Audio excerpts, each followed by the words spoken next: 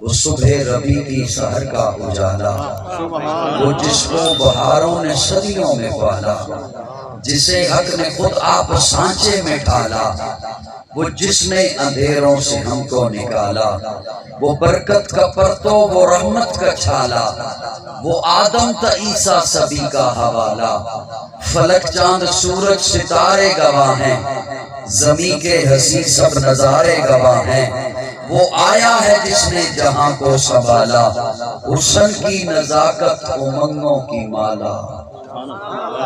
سبحان اللہ۔ بس ایک لفظ اس میں سے آپ کے سامنے پیش کر دیتا ہوں، حسن کی نزاکت۔ حسن کی نزاکت، بعض چیزیں دور سے خوبصورت لگتی ہیں۔ یہ نوجوان بھی بیٹھے ہیں اور آج کل تو ہر ایک کے ہاتھ میں موبائل ہے نا، انہیں اچھے طریقے سے بات سمجھ آئے گی میری۔ بعض چیزیں دور سے خوبصورت لگتی ہیں، پیاری لگتی ہیں، بعض بندے دور سے خوبصورت لگتے ہیں، جب قریب جاؤ تو ویسا نہیں ہوتا، بندہ پریشان ہو جاتا ہے۔ یہ چیز مجھے دکھائی تو کچھ اور دے رہی تھی، لیکن میں اس کے قریب آیا ہوں تو یہ تو کچھ اور نکلی ہے، یہ بندہ تو کچھ اور دکھائی دے رہا تھا، جب قریب آیا ہوں تو یہ تو کچھ اور نظر آیا ہے۔ ایک میرے آقا کی ذات ایسی ہے، میرے آقا کو دور سے دیکھو تب بھی خوبصورت ہے، میرے آقا کو نزدیک جا کے دیکھو تب بھی خوبصورت ہے۔ اگر اب آپ کے ذہن میں یہ ہو نا کہ میں زبردستی آپ کو بلواؤں گا یا اپنا سینہ پھاڑوں گا، تو ایسا کچھ بھی نہیں ہونے والا، میرے لفظوں پہ گزارا کرنا ہے آپ نے۔ میرے آقا کو دور سے دیکھو تب بھی میرے آقا سونے، میرے آقا کو نزدیک سے دیکھو تب بھی میرے آقا سونے، میرے آقا کو دور سے دیکھو تب بھی میرے آقا جیسا کوئی نہیں، میرے آقا کو نزدیک سے دیکھو تب بھی میرے آقا جیسا کوئی نہیں، میرے آقا کو دور سے دیکھو تب بھی میرے آقا اخلاق کے اعلیٰ درجے پر، میرے آقا کو نزدیک سے دیکھو تب بھی میرے آقا اخلاق کے اعلیٰ درجے پر۔ اور یہ جملہ یوں ہی محض جوش میں نہیں کہہ دیا، محض یوں ہی خطابت کی روانی میں بہتے ہوئے نہیں کہہ دیا، میرے پاس ایسے حضرات کے اقوال موجود ہیں جنہوں نے آقا کو دور سے دیکھا، انہوں نے مجھے بتایا کہ میرے آقا کیسے، اور میرے پاس ایسے حضرات کے بھی اقوال موجود ہیں جنہوں نے میرے آقا کو نزدیک سے دیکھا، منبر کے سامنے بیٹھ کے دیکھا، مسجد نبوی میں بیٹھ کے دیکھا، انہوں نے مجھے بتایا کہ میرے آقا کیسے۔ جنہوں نے میرے آقا کو دور سے دیکھا، بہت تھوڑا وقت ہے، اگر مجھے ہی صرف آپ سنیں تو آپ کی نوازش ہوگی، مہمان تشریف لاتے رہیں گے، میں بار بار آپ کی توجہ کھینچوں گا تو وقت سارا اس میں چلا جائے گا، میری جانب دیکھیے۔ چلیں حضرات آگے ہیں تو انہیں آنے دیں، تشریف لے آئیں۔ آپ کی توجہ ہے صاحبان؟ میری بات سمجھ بھی آ رہی ہے؟ اردو سمجھ آ جائے گی نا جی؟ اردو سمجھ آ رہی ہے؟ غصے میں بیٹھے ہوئے ہو، مسکرا کے کہہ دو ذرا بھی آ رہی ہے نہیں آ رہی؟ آ رہی ہے؟ نہیں بھی آ رہی نا تو مجھے یہی کہ بتائیے گا کہ آ رہی ہے، کیونکہ مجھے سریکی نہیں آتی، ہاں اسی پہ گزارا کرنا ہوگا۔ بیٹا آپ سامنے بیٹھ کے ناراض لگ رہے ہیں، سبحان اللہ ذرا کہہ دو۔ اب میں حضرات تشریف لے آئے تو مجھے بات کہنے میں بلکہ آسانی ہو جائے گی۔ توجہ، میں نے عرض کیا میرے آقا کو جنہوں نے دور سے دیکھا انہوں نے بھی بتایا آقا جیسا کوئی نہیں، جنہوں نے نزدیک سے دیکھا انہوں نے بھی بتایا آقا جیسا کوئی نہیں۔ اب توجہ رکھنا، جنہوں نے دور سے دیکھا، جنہوں نے دور سے دیکھا، آج کے دور میں 14 صدیاں بعد جنہوں نے حضور کو دور سے دیکھا انہوں نے مجھے بتایا بلغ العلا بکمالہ کشف الدجی بجمالہ حسنت جمیع خصالہ صلوا علیہ وآلہ۔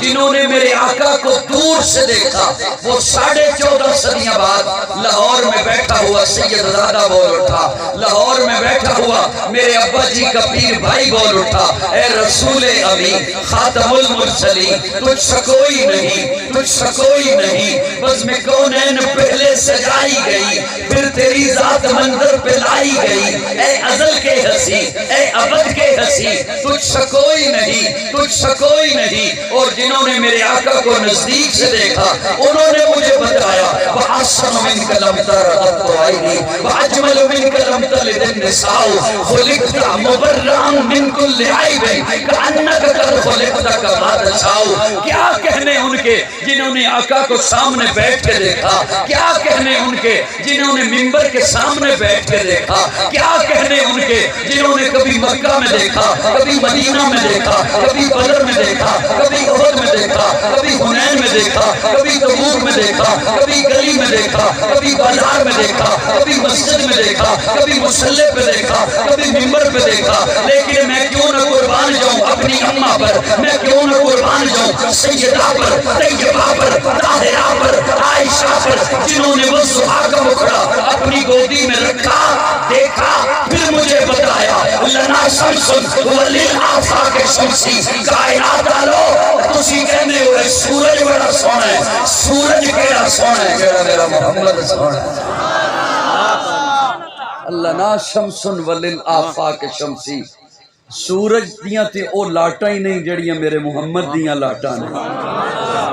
سبحان اللہ، میں آپ کو کہتا ہوں سبحان اللہ۔ کیا کہنے، آقا کو دور سے دیکھو تب بھی حضور جیسا کوئی نہیں، میرے آقا کو نزدیک سے دیکھو تب بھی میرے آقا جیسا کوئی نہیں۔ جنہوں نے دور سے دیکھا انہوں نے صرف یہ کہا نہیں کہ حضور جیسا کوئی نہیں، پھر تن من دھن لٹایا ہے۔ جنہوں نے نزدیک سے دیکھا انہوں نے بھی صرف کہا نہیں کہ میرے آقا جیسا کوئی نہیں، انہوں نے بھی تن من دھن لٹایا ہے۔ جنہوں نے دور سے دیکھا، آج کے دور کی بات کر رہا ہوں، جنہوں نے حسن مصطفیٰ کو دور سے دیکھا، دور سے دیکھا، وہ آج کے دور کا غازی علم الدین، جسے جب جیل میں جا کر وکیل نے کہا غازی تو صرف اتنا کہہ دے کہ جب میں نے راجپال کو قتل کیا میں ہوش میں نہیں تھا، تو صرف اتنا کہہ دے میں اس وقت ہوش میں نہیں تھا۔ جوانوں، آپ کی طرح کا جوان تھا، ٹین ایج میں تھا، کوئی کسی یونیورسٹی اور کالج کا پڑھا ہوا نہیں تھا، ترکان کا بیٹا تھا، بڑھئی کا بیٹا تھا۔ وہ غازی علم الدین کے پاس وکیل پہنچ کے کہتا تو صرف اتنا کہہ دے جب میں نے گستاخ رسول راجپال کا سر قلم کیا میں ہوش میں نہیں تھا، آگے کا کام میں سنبھال لوں گا، تجھے باعزت بری کرا دوں گا۔ وہ غازی تڑپ کے کہتا ہے میں یہ کہہ دوں میں اس وقت ہوش میں نہیں تھا، یہی تو میری زندگی میں ایک لمحہ تھا جب میں ہوش میں تھا۔ جنہوں نے دور سے حسن مصطفیٰ کو دیکھا، جنہوں نے دور سے حسن مصطفیٰ کو دیکھا انہوں نے بھی تن من دھن لٹایا۔ دور سے دیکھا، دور سے دیکھنے والوں کی حالت یہ کہ اپنے اکلوتے بیٹے کو جو موت و حیات کی کشمکش میں ہے اسے دوا پلا رہے ہیں مولانا غلام غوث ہزاروی، اکلوتا بیٹا، اور زندگی اور موت کی کشمکش میں ہے، اکلوتا بیٹا، اسے دوا پلا رہے ہیں۔ دروازے پہ دستک ہوئی، باہر گئے، ایک صاحب کہتا ہے حضرت آپ گھر میں تشریف فرما ہیں اور ہمارے علاقے میں ایک گستاخ رسول گھس آیا ہے، ایک قادیانی گھس آیا ہے، لوگوں کے ایمان برباد کر رہا ہے۔ حضرت اندر گئے، اپنی دوا کو چھوڑا، بیٹے کو چھوڑا، بیگ میں کتابیں رکھنا شروع کر دی۔ بیوی پوچھتی ہے حضرت کہاں جا رہے ہیں؟ کہا ایک ضروری کام کے لیے جا رہا ہوں۔ باہر نکل گئے، بس پہ بیٹھے، بس پہ پہلا پاؤں رکھا، پیچھے سے ایک بندہ دوڑتا ہوا آیا، آ کے کہتا ہے حضرت بیٹا انتقال کر گیا، بیٹا فوت ہو گیا، اکلوتا بیٹا۔ کہتے ہیں انا للہ و انا الیہ راجعون، نہلا دیجئے، کفنا دیجئے، دفنا دیجئے، جنازہ پڑھ دیجئے۔ نماز جنازہ فرض کفایہ ہے، حضور کی ناموس کا پہرا دینا فرض عین ہے۔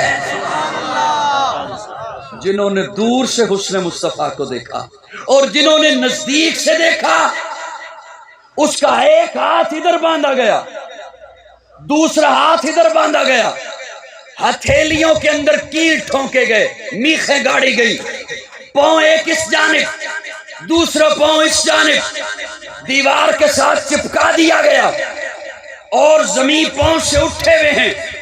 اوپر اٹھا ہوا ہے زمین سے، یوں دیوار کے ساتھ چپکایا گیا ہے، ہتھیلیوں کے اندر کیل گاڑے گئے ہیں، سارا وجود لولہان ہے، سینہ چھلنی ہے، گردن ایک جانب کو ڈھلکی ہوئی ہے، زبان پر جان آ چکی ہے، ابھی نکلی کہ نکلی۔ اس عالم نے، اس ظالم نے حضرت خبیب کے ایمان کو آزمانا چاہا اور کہتے ہیں خبیب کیا خیال ہے، جان نکلنے والی ہے؟ ہاں نکلنے والی ہے۔